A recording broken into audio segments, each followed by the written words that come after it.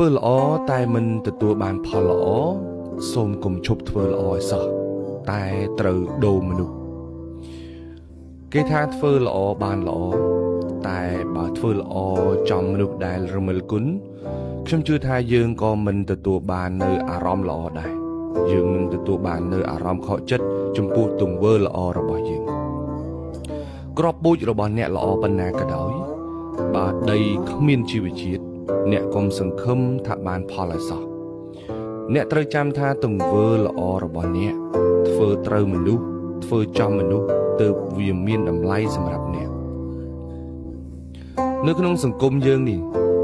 អ្នកខ្លះមើលងាយទឹកចិត្តល្អរបស់គេមែនទែនបានគេធ្វើល្អចាប់ផ្ដើមគេបន្លំខ្សែលើគ្មានការគោរពគ្មានការក្រែងចិត្តសូម្បីតែបន្តិចអ្នកខ្លះនៅពេលដែលមានអាសន្នមកខ្ចីលុយគេគ្នាខំសវ៉ាសទិញជួយបានលុយគេទៅហើយអត់មាននឹកនាសងគេក៏មានដែរលុយនៅផ្ទះគេសុកយើងទៅពឹងគេដល់ពេលដែលគេជួយយើងបែរទៅជាបំពេញម្ចាស់លុយរបស់គេទៅវិញយើងស្រមៃមើលថាយើងជាមនុស្សប្រភេទណានៅពេលដែលគេទាមទារទ្រព្យគេត្រឡប់មកវិញយើងបែរជានិយាយថាគេជាមនុស្សគ្មានធម៌មេត្តាក៏មានដែរជាមនុស្សអ្នកត្រូវចាំថាពឹងគេត្រូវដឹងគុណគេសងគុណគេរួចហើយក៏ត្រូវចាំថាយើងធ្លាប់ពឹងគេដែរជាពាក់លុយគេត្រូវមានចេតនានៅក្នុងការទទួលខុសត្រូវទៅលើអ្វីដែលយើងបានធ្វើទៅលើគេកុំបំពានម្ចាស់គេអារឿងបំពានគេអារឿងគ្មានការគោរពទៅលើម្ចាស់បើលុយម្ចាស់ទានរបស់គេនឹង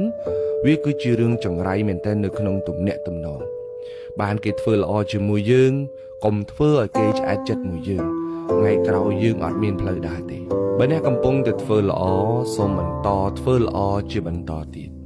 ធ្វើល្អវាអត់ខុសទេ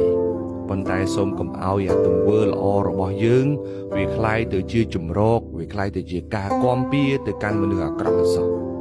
រៀនចំណាំមនុស្សរៀនមើលមនុស្សណាគួរជួយ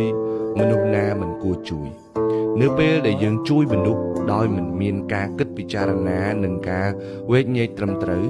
អ្នកដែលរងបន្ទុកនោះគឺអ្នកខ្លួនឯងទេអ្នកនឹងរងបន្ទុកធ្ងន់ធ្ងរមែនទែនចេញពីចិត្តល្អរបស់អ្នកនឹងឯងដោយដែលពាក្យចាស់និយាយថាមិនជួយខឹងតិចដល់ពេលជួយគឺវាខឹងច្រើនត្រូវចាំថាចិត្តទូលាយជារឿងល្អតែធ្វើល្អត្រូវមនុស្សទៅមានតម្លៃ